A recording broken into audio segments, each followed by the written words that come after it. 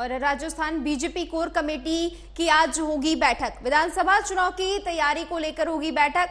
BJP अध्यक्ष JP Nadda के आवास पर होगी बैठक। बीजेपी के संगठन महामंत्री बीएल संतोष रहेंगे मौजूद। राजस्थान प्रदेश अध्यक्ष सीपी जोशी भी रहेंगे मौजूद। बड़ी खबर, बीजेपी अध्यक्ष जेपी नड्डा के आवास पर होगी बैठक। बीजेपी के संगठन महामंत्री भी रहेंगे मौजूद। इसी के साथ ही राजस्थान प्रदेश अध्यक्ष सीपी जोशी भी रहेंगे मौजूद।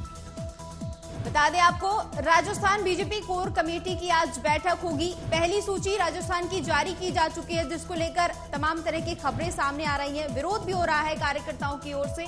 इसी बीच अब दूसरी सूची को लेकर भी मंथन होगा और दूसरी सूची भी जारी हो सकती है। बता दें आपको, राजस्थान प्रदेश की अब दूसरी सूची भाजपा की ओर से जारी की जा सकती है, जिसको लेकर आज अहम बैठक होगी। तमाम तरह का गहन मंथन होगा, जिसके बाद भाजपा अब दूसरी सूची जारी कर सकती है। बीजेपी अध्यक्ष जेपी नड्डा के आवास पर यह बैठक होगी।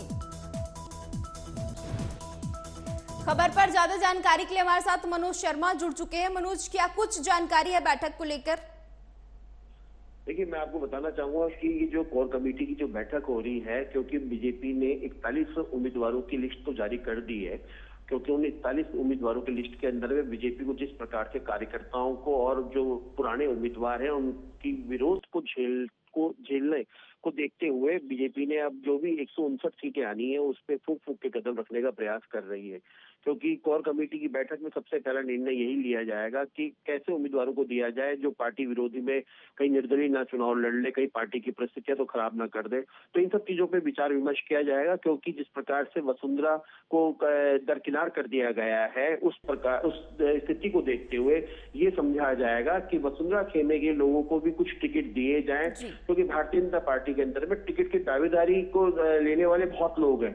जो कार्यकर्ता लगातार जो धरातल पे काम कर रहे हैं, उनका हमेशा से यही आरोप लगा है कि जो कार्यकर्ता काम करता है, वोटरों को लेके आता है, वोटर डलवाता है, उनको टिकट नहीं देके किसी पैराशूटर को टिकट दे दिया जाता है। तो आज कोर कमेटी का जो मुद्दा होगा वो टिकटों का जो 159 सीटें हैं उन पे विचार विमर्श किया जाएगा और जिन लोगों को टिकट देना है उन पे विचार विमर्श किया जाएगा। जैसे बीजेपी ने A, B, C, D करके 4 तरह का एक क्राइटेरिया तैयार किया है कि उन उम्मीदवारों को देखा जाए जो जीतने के करीब थे, जो कम वोटों से हारे और जिन 10,000 वोटों से हारे, तो उनका एक स्टैंडर्ड तय किया गया है। तो कोर कमेटी में बड़े फैसले लेने का आज है और बाकी 1-2 दिन के अंदर में लिस्ट आने के चांस लगते हैं बीजेपी। मनोज, क्योंकि पहली सूची में विधानसभा में सांसदों को उतारा गया, क्या दूसरी सूची में भी ऐसा हो सकता है? क्योंकि पहली सूची में जब सांसदों का नाम सामने आया तो कार्यकर्ताओं की ओर से जोर शोर से विरोध किया गया।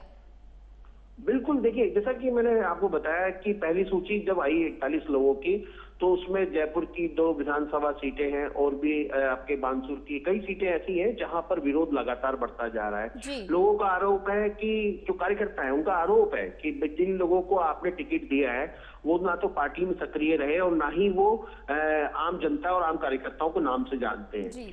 क्योंकि अगर हम क्योंकि जयपुर के पास एक बस्सी विधानसभा सीट है, तो वहां पे एक रिटायर्ड आईपीएस को टिकट दे दिया गया जिसने बीजेपी 1.5 महीने पहले ज्वाइन की है, उनको टिकट दे दिया गया। तो वहां के लोकल कार्यकर्ताओं का बिल्कुल ये आरोप था कि भाई इन लोगों को आपने जो टिकट दिया है उन टिकट को देखते हुए, अब जैसे मान लीजिए महुआ विधानसभा सीट है, तो महुआ विधानसभा सीट के अंदर सर्वे के अंदर में 2 लोगों का नाम चल रहा है, वहां पे आशुतोष झलानी का नाम चल रहा है, लेकिन अब वहां पे टिकट किसको दिया? जनरल चेहरा है, लेकिन किसको दिया जाता है ये तो कोर कमेटी की बैठक के अंदर देखा जाएगा। लेकिन अगर मान लीजिए महुआ विधानसभा सीट से तो बैठक में आज किन बड़े नामों का ऐलान हो सकता है?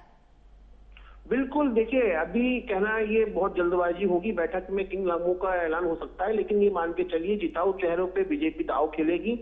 और क्योंकि सूत्रों के हवाले से साफ तौर पे लगा है कि नए चेहरों पे अब की बार ज्यादा दाव खेले जाएंगे, क्योंकि अगर नए चेहरे पे है, क्योंकि एंटी इनकम्बेंसी भी देखी जाएगी। जिस प्रकार से कल जेपी नड्डा ने जोधपुर उदयपुर संभाग की जो बैठक ली है, वहां पे कार्यकर्ताओं से सिर्फ जीत का मंत्र की बात की गई है, तो इससे साफ तौर पे लगता है कि कार्यकर्ताओं में नाराजगी है पार्टी के प्रति।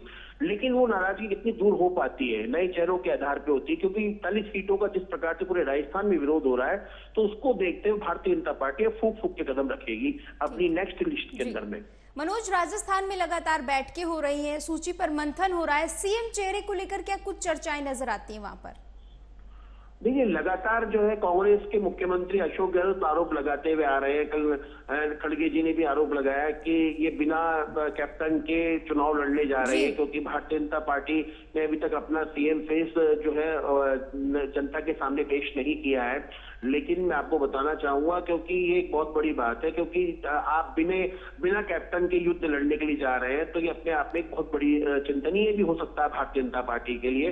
क्योंकि जब तक आप सीएम फेस चेहरा ओपन नहीं करेंगे जनता के सामने, तो आदमी किस चेहरे पे देख के वोट देगा। ये मान के चलिए कि जो मुख्यमंत्री थी वसुंधरा राजे, उनको तो सीएम फेस नहीं माना है, लेकिन अभी 4-5 चेहरे ऐसे दौड़ में हैं जो सीएम की रेस के अंदर में है। लेकिन उनका ऐलान भारतीय जनता पार्टी किन परिस्थितियों में करती है या चुनाव की काउंटिंग के टाइम पे करती है, जैसा रिजल्ट होगा उसके आधार पे करती है, वो आगे देखना जायज होगा। बहुत बहुत शुक्रिया मनोज शर्मा ज्यादा जानकारी के लिए।